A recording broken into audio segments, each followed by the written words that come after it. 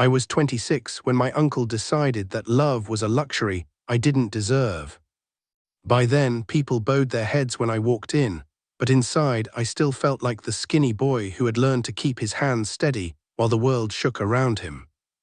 The car glides through the city like a black bullet, windows tinted, engine low and angry. I sit in the back seat, white shirt open at the throat, tie loose, a gold watch heavy on my wrist. On my left, a gun rests in the door panel. On my right, a velvet box with the wedding ring I never wanted to buy. My men sit in silence, eyes forward, hands near their weapons.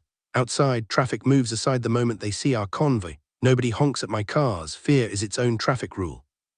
I watch the city lights smear against the glass and try not to think about her face. They keep saying she's simple and shy. That's family code for ugly and powerless. A village girl dragged into a world of expensive suits and dirty money because my uncle snapped his fingers. "Boss, we're 10 minutes away," my driver mutters. I nod without looking at him. "Any problems?" "Two bikes following us earlier, we lost them." His voice is calm, but his eyes in the mirror flicker with that familiar tension. I catch that look and my jaw tightens. Find out who they were tonight. He nods again, the car falls back into silence. Somewhere in the distance, a siren cries, but it never comes near us. It never does. I open the velvet box, stare at the ring. Simple, elegant, more expensive than her entire life, probably. This marriage isn't for love, it's a payment, a leash. A reminder that even I, the man everyone calls Jefe, can be ordered around by one person, my uncle. I lean my head back and let the memories drag me under. The first time I saw my uncle make a man disappear, I was 11. A cold, rainy evening. Wet shoes, shivering hands, my mother already buried 3 months before. My uncle had taken me in, put a roof over my head, a gun in my future. We were in his warehouse office, the air thick with gasoline and fear. A man knelt on the concrete floor, hands tied, lips split open. My uncle sat sprawled in his chair, silk shirt, heavy rings, smoking like he owned the air. "You stole from family," my uncle said softly, like he was asking about the weather. The man begged, cried, promised. I watched frozen. My uncle glanced at me, then at his men. "Niño has to learn," he said. "Boy has to learn." The gunshot was louder than the thunder outside. Blood spread slowly across the floor like it had all the time in the world. My uncle looked at me, eyes dark and unreadable. "Remember this," he said. "Loyalty is love, betrayal is death, family first." I nodded, even though my stomach twisted. That night he put his heavy hand on my shoulder and called me son for the first time. I didn't sleep, but I never cried again. By 22 I wore the suits, gave the orders, drove the cars. By 24 people in 3 cities whispered my name like a warning. I thought that meant I was free. I was wrong. The dining table is too long for just 2 people, but power always needs space. My uncle sits at the head, cutting his steak slowly, the scrape of silver on porcelain the only sound in the room. I sit to his right, watching the steam rise from my untouched food. "I need you to marry her," he says without looking up, like he's asking me to pass the salt. I laugh once sharp. "You're joking." His eyes lift, they're calm, but there's iron underneath. Do I look like I'm joking? I hate when he calls me that, when he's about to trap me. "Why her?" I ask. "You can buy me anyone I want. Models, politicians, daughters, you know this." "That's the problem." He wipes his mouth with his napkin, slow, controlled. "You think everything can be bought. My brother's girl is not for sale, she is for respect." My fork digs into the tablecloth. "My father is dead." "So is mine," he says. "We still live in their shadows." He lets the words sit between us. I taste old grief and fresh anger. He leans back, looks at me like he's measuring my soul. "Your uncle in the village, he has protected our roots, kept police quiet for years. Now some local dogs are circling his land. They want him to sell. He doesn't have money. He has only one daughter. I told him we are family. We marry her into power. No one touches what belongs to us." "So this is business," I say. "Dress it up however you want, it's still business." "My business is family," he snaps, the first crack in his calm.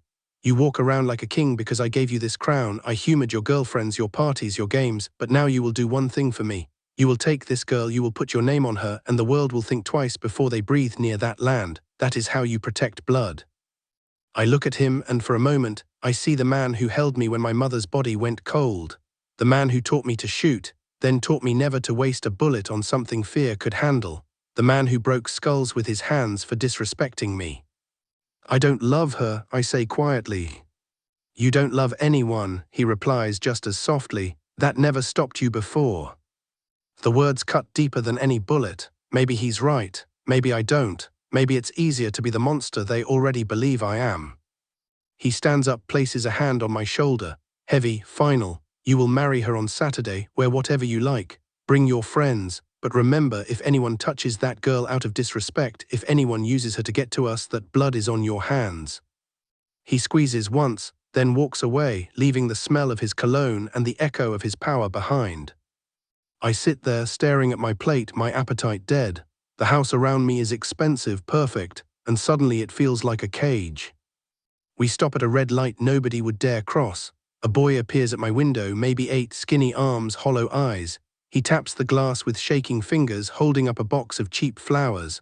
My driver curses under his breath. Move him, one of my men says, hand reaching for the door. He shouldn't be this close. Wait, I say. The boy's eyes lock with mine through the glass. He can't see my full face, but I see everything in his: fear, hunger, a kind of quiet desperation I know too well.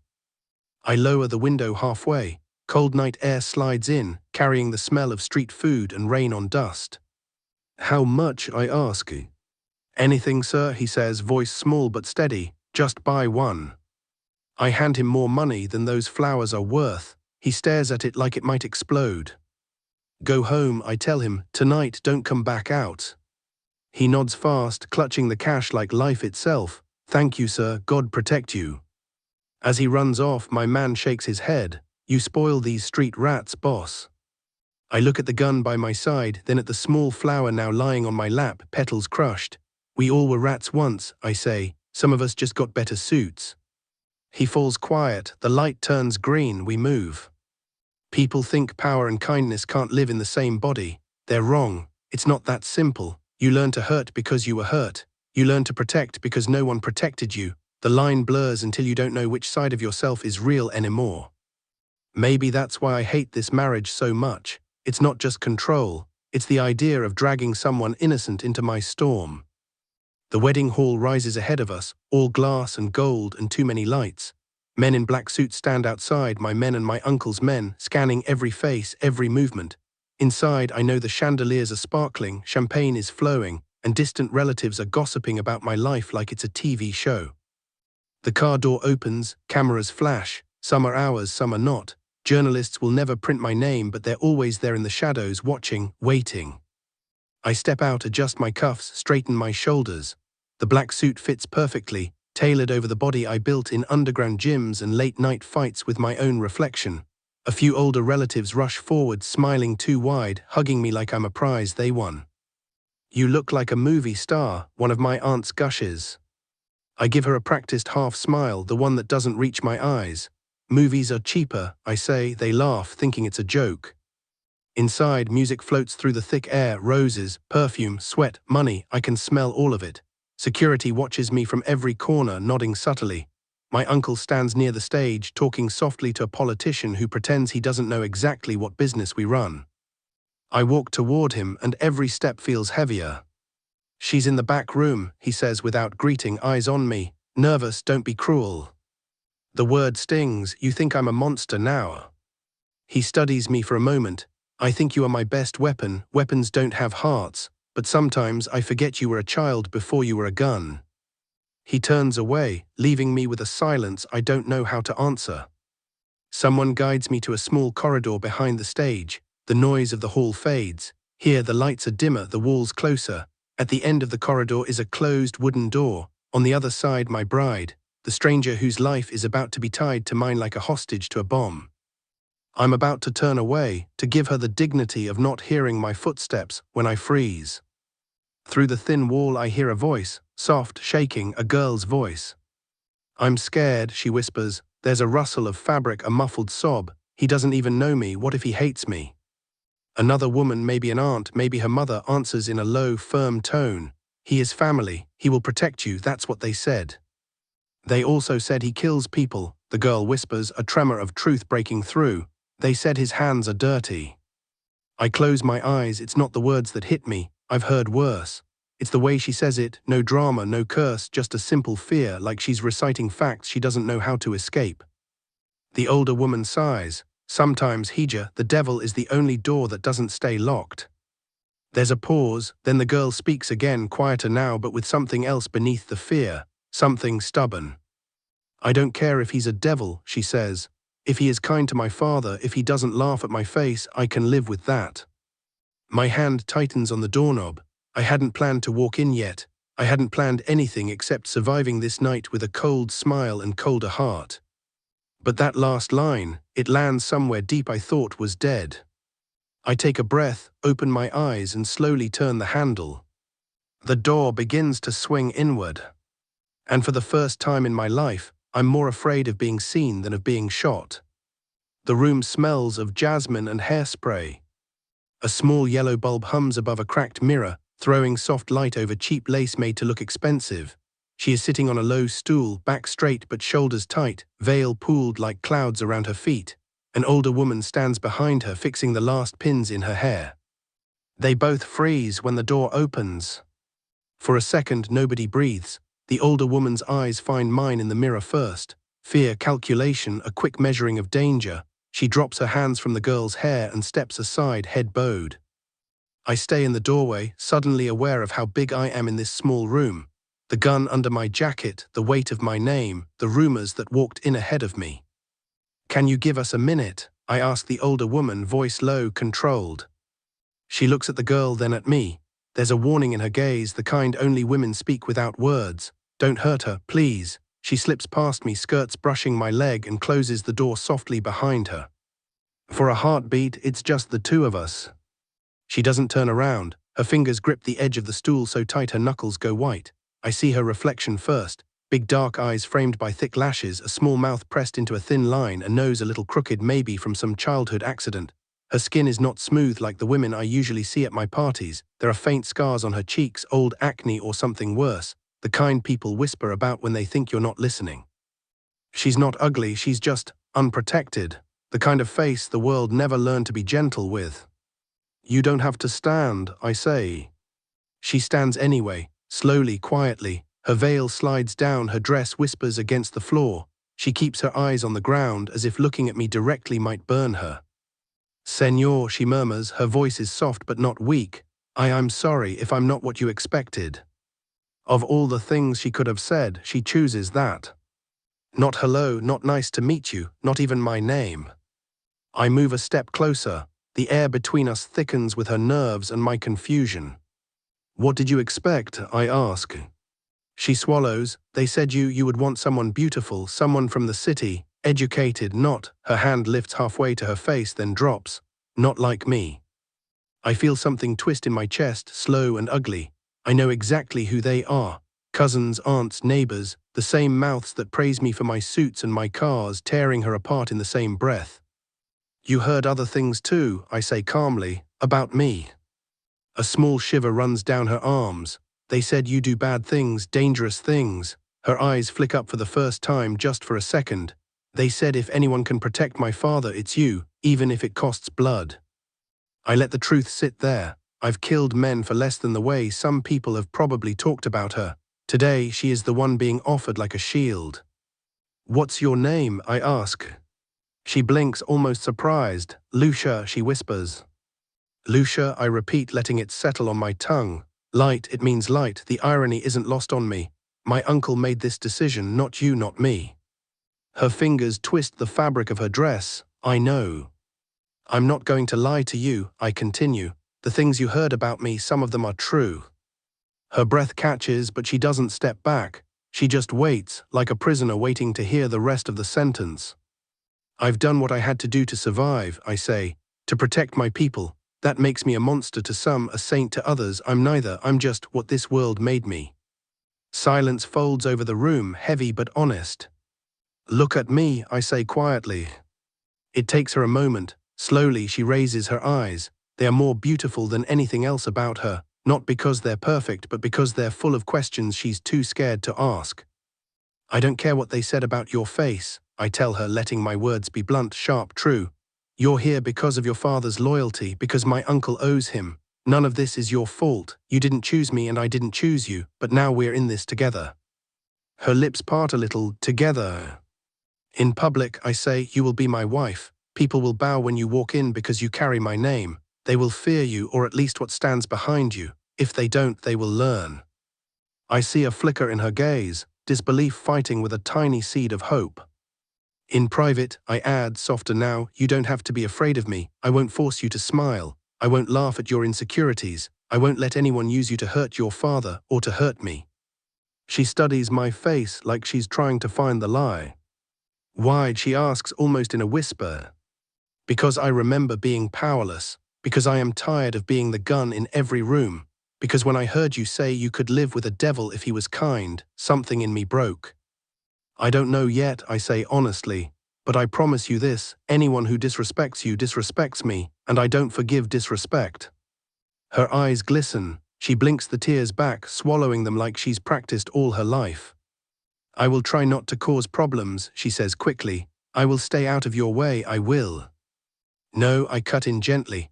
This is already my problem. You are already my problem. That's what marriage means in my world. Your safety is my responsibility now, even if we don't love each other. The word love sounds strange in my mouth, heavy, dangerous. She looks at my hands, at the gold watch, the tendons, the faint scars on my knuckles. Slowly, as if approaching a wild animal, she lifts her own hand. It trembles in the air between us. I let her choose. I don't move closer. I don't grab. I wait. Finally, her fingers touch mine. Her skin is warm, softer than I expected. She flinches, a reflex from some old wound, then forces herself to stay. Your hands are not as cold as they said, she murmurs, eyes dropping again. A sound escapes me, half a laugh, half a breath I didn't mean to let out. People say too much. For a brief moment, the noise of the party outside fades.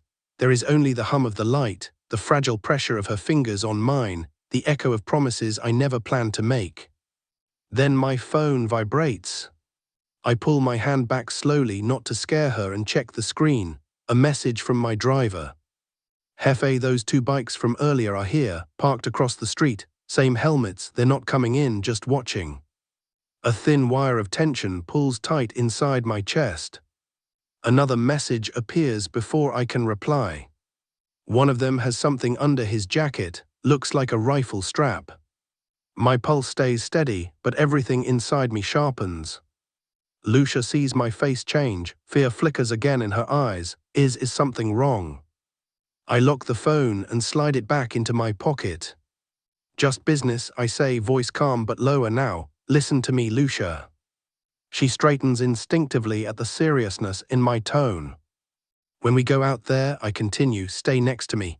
If anyone pushes, pulls, or tries to move you away, you don't listen. You don't let go of my arm, understand? Her throat moves as she swallows. Why is someone? Just trust me, I say. The music from the hall swells, muffled but growing louder, calling us. Someone knocks lightly on the door, then a cousin's voice floats through. They're waiting for you, it's time. I offer Lucia my arm. She hesitates only a second before placing her small hand on the black fabric of my sleeve. I turn the handle and open the door to the corridor, the sounds of celebration rushing in. Behind the music and the laughter, my mind is already scanning distances, exits, angles. On my left, my new bride clings to my arm. On my right, somewhere in the dark outside, a rifle might be waiting. And tonight, for the first time in years, I realize I am terrified, not of dying, but of what might happen to the girl walking beside me if I fail. The corridor feels narrower on the way back. Family members appear from every doorway, women with red lipstick and heavy jewelry, men in suits that don't quite fit, children peeking from behind legs. Someone throws rose petals at our feet. Someone else shoves a phone in our faces, trying to take a picture. Smile, an aunt hisses in my ear like it's an order. I force my lips up. Lucia's hand tightens around my arm, fingers digging in through the fabric. When I glance down, she's attempting a smile too, but her eyes are wide, throwing quick glances at every stranger like they might suddenly turn into wolves. My men are positioned along the walls just as I told them. Dark suits, clean haircuts, eyes that miss nothing.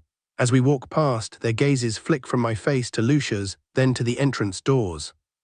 One of them, Mateo, gives the slightest shake of his head, no immediate threat inside, which only means the danger is still out there. The hall explodes in cheers when we step in. Music drops, then softens into something romantic. Chandeliers drip light over gold tablecloths and tall centerpieces. My uncle stands near the front, smiling like a king who just conquered another kingdom. He opens his arms as we approach. Marinada Mars, he booms. Look at this, my nephew, finally a married man. Lucia lowers her gaze, almost bowing. Tio, she whispers. He surprises us both by taking her hands gently. You are family now, Nina, he says, loud enough for nearby guests to hear. Nothing will ever happen to you while I'm breathing, you understand. She nods quickly, overwhelmed. To outsiders, it looks warm, loving. Inside, I hear the steel behind his words. Nothing will happen to you as long as we control you. The officiant steps up, clearing his throat. The hall quiets, except for the clink of glasses and a child's distant laugh. As the ceremony begins, I feel the vibration of my phone again in my pocket. I ignore it. Not now, not in front of 100 eyes. Do you take this woman? The words wash over me. I've heard this speech in 3 languages at other people's weddings, always from a distance, usually from the shadows, sometimes while discussing business deals at the back table. Now every line lands on my shoulders. To have and to hold, in sickness and in health. I look at Lucia, her lashes tremble. She is staring at my chest, too scared to look up, as if the whole room might swallow her if she meets its gaze. Until death do you part. Death, my oldest companion, now written into this new contract. I do, I say. My voice doesn't shake, but something inside me does just for a second, like a fault line deep under concrete. Then it's her turn. The officiant repeats the question. The room leans in. Lucia opens her mouth, then closes it. Her fingers twitch around the small bouquet. For a moment, I see the panic rising, the urge to run fighting the duty drilled into her by family and fear. I bend my head just a little. It's okay, I murmur low enough that only she can hear. You don't owe me anything, just say what you can live with. Her eyes flash up, meeting mine. There it is again, that unexpected stubbornness under the shyness. I do, she says. The words are small but clear. They land between us like a fragile bridge. People clap, someone whistles. The band hits the first notes of a love song. You may kiss the bride, the officiant announces. Lucia stiffens. I can feel her breath quicken. The whole room is watching, phones tilted, waiting for the show. I could grab her face and press my mouth on hers like I've seen in 1,000 staged photos. I could claim her with the same careless arrogance I use for everything else. Instead, I move slowly. I lift her veil back, giving her time to stop me if she wants. She doesn't. Her eyes are shining with tears she refuses to let spill. I lean in close enough to smell the jasmine in her hair, the cheap setting powder on her skin. My lips brush her forehead, nothing more. A blessing, not a hunger. Her shoulders drop, barely, in a tiny exhale of relief. The hall roars as if they saw something grand. They always see what they want to see. As the noise fills the air, I finally slip my hand into my pocket and tilt my phone just enough to read the screen. A third bike joined them, all with tinted visors. No plates, they're still watching, no move yet. I type quickly, fingers hidden by Lucia's bouquet. Get plate numbers from cars near them. Any cameras on that corner? Already checking Jefe, but there's more. We found one of our guys out back, unconscious, no one saw anything. A flush of heat climbs my neck. That means someone got through our security, close enough to touch my men, close enough to walk into my house and leave a message. First dance, someone shouts. The band shifts, the lights dim, a spotlight finds us bright and unforgiving. I slide the phone away and offer Lucia my hand. This time she takes it without hesitation, like being under the light with me is safer than standing alone in the dark. We move to the center of the dance floor. Music swells around us, soft and sentimental. My hand settles lightly on her waist. I feel how rigid her back is, like she's made of glass. I don't really know how to dance, she whispers, embarrassed.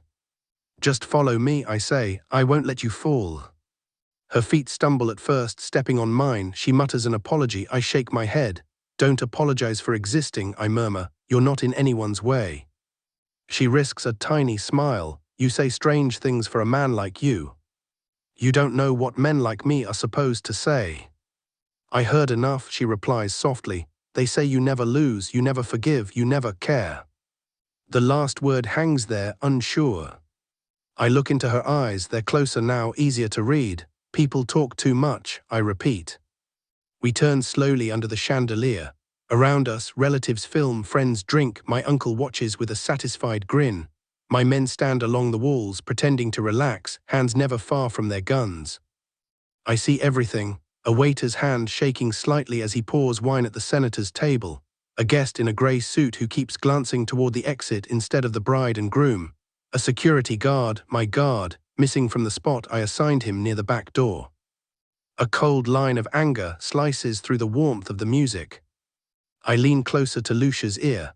After this dance you stay with my Aunt Rosa, okay? Don't go anywhere alone, not even the bathroom, promise me. She pulls back a little to look at me. Why, what's happening? Her voice carries more worry now. I don't want to feed it, but I don't have the luxury of pretending everything is fine. Nothing yet, I say, and I want to keep it that way. She studies my face again. Whatever she sees there, she doesn't argue. Okay, she whispers, I promise.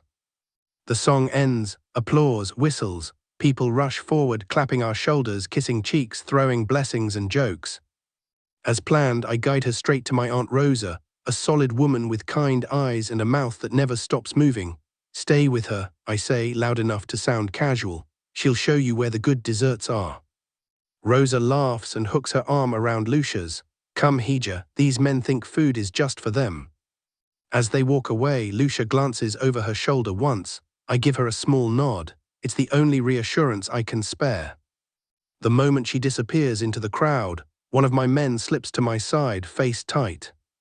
Boss, out back, he murmurs, you need to see this.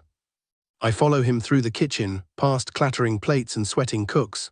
The back door to the parking area is propped open with a crate. Humid night air creeps in, carrying the smell of gasoline and rain.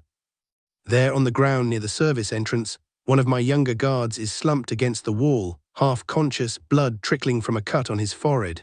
Two of my men are crouched beside him. What happened, I demand. He winces, trying to stand. I heard something near the fence. Jefe went to check. Someone was behind me before I could turn. Everything went black. Did you see anything, hear a voice? I press. He shakes his head, shame burning in his eyes. Fast, quiet, professional. Next to him on a crate lies a small black box, matte, unmarked. A bad feeling slides down my spine. Who touched it, I ask. No one, Mateo answers. We found it next to him, thought you should open it. I pull on a pair of thin gloves one of my men hands me. The plastic snaps quietly. Carefully, I flip the lid. Inside, on a bed of cotton, lies a broken silver necklace with a tiny cross snapped in half. The metal is stained with something dark at the edges. Dried blood, maybe. Or maybe they just want me to think that. Under the cross, there's a folded piece of paper. My jaw tightens as I unfold it. Just 6 words written in neat, childish handwriting. You protect her, we come for her. No signature, no symbol, just the promise. I stare at the note long enough for the edges to blur. A wave of heat and ice crashes through me at the same time. They know about her. Of course they do. Everyone who matters is here tonight. Deals whispered over cake, alliances toasted over champagne. Somewhere among the smiling faces and forced congratulations, someone walked in with a box and a message, watched my man drop, and walked back out again. Not a stranger, a guest, maybe even someone who shook my hand. I fold the note back up, slower this time, each crease an act of will to keep my calm. Lock down the back entrance, I say, double the men at every door, quietly. No one panics, the guests, not yet. Yes, boss. And the bikes.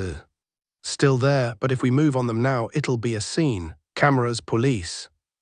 I know, I cut in. We watch them, we find their faces later. For now, the priority is inside. Someone brought this in, someone we let in. My men exchange grim looks. I look down at the broken cross again, the cheap metal gleaming dully in the security light. It pulls up an old memory.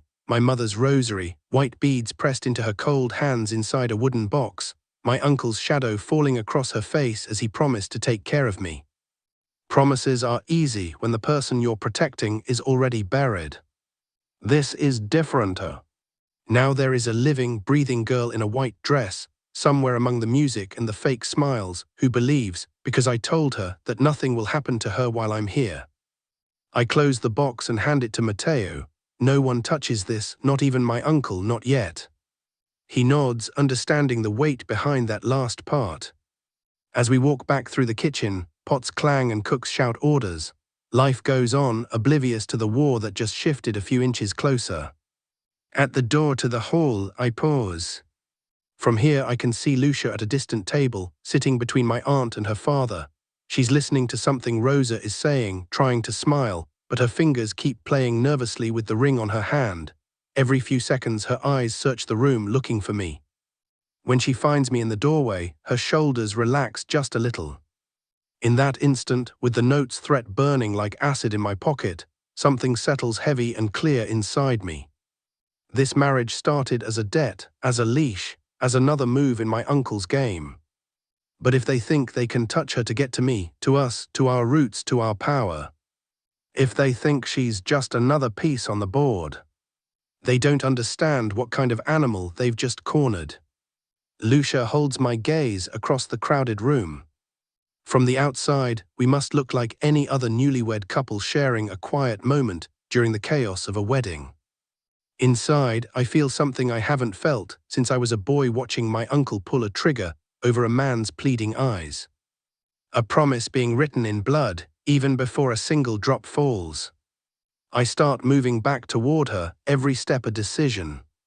And somewhere, at one of the tables between us, a man I've known for years leans in to whisper to another guest, his smile just a little too satisfied.